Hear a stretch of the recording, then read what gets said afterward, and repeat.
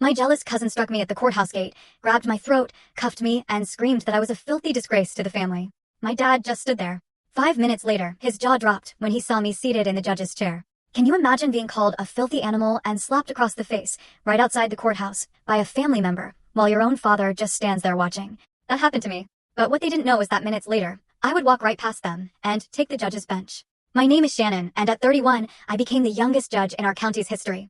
But honestly, my family wasn't exactly throwing a party. Growing up, my father barely acknowledged I existed, and my cousin, Alicia, was locked in this endless competition to outshine me. It made my journey to the bench, well, a pretty lonely one. I never, in my wildest dreams, thought my biggest professional triumph would collide with all that old family drama in such a raw, public way. We grew up in a small town in Connecticut, the kind where everyone knows everyone else's business, and I mean everyone's. My dad, Thomas Walker, was a local businessman, pretty respected. People saw him as successful, generous. What they didn't see was how cold, how emotionally distant he was at home, especially with me. My mom, Elizabeth, she was my buffer, my champion.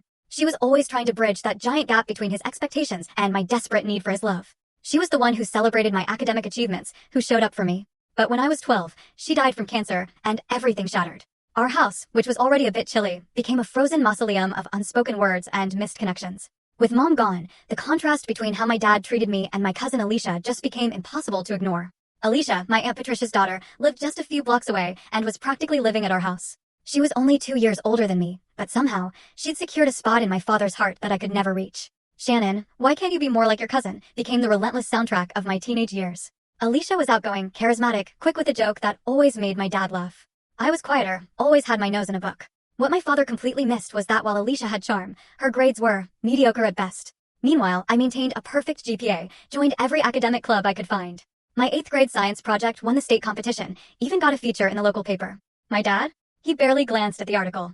2 weeks later, Alicia made the junior varsity cheerleading squad, and he took the entire family out to the nicest restaurant in town to celebrate.